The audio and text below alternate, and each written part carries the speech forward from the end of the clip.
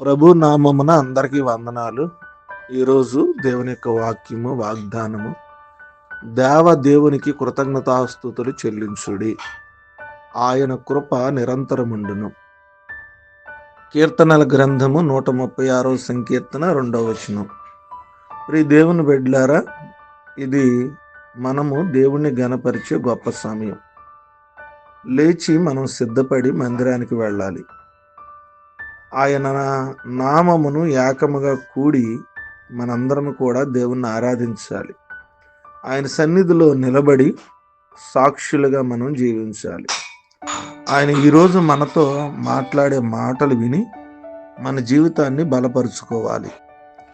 మనలో ఉన్న బలహీనతలు దేవుని వాక్యం ద్వారా మాట్లాడినప్పుడు తప్పుదిద్దుకోవాలి. అదేవిధంగా ఆయన కృప మనకు నిరంతరం కూడా ఉంటూ ఉంది. అందుకే దేవుని యొక్క వాక్యం సెలవిస్తుంది, కృతజ్ఞతాస్తుతులు చెల్లించండి, ఆయన కృప మీకు నిరంతరంగా ఉంటుంది.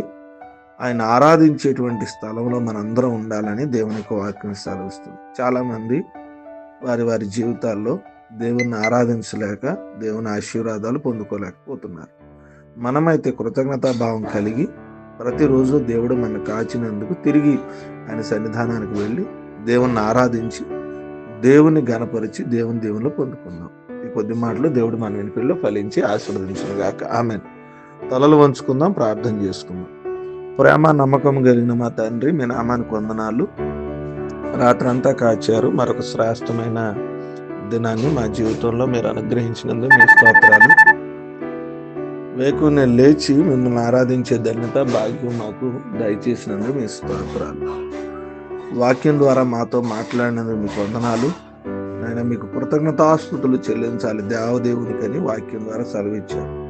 మా జీవితాల్లో ప్రతి దినము కూడా మిమ్మల్ని ఆరాధించే మనసు, మిమ్మల్ని గణపరిచే మనసు మాకు దయచేయండి.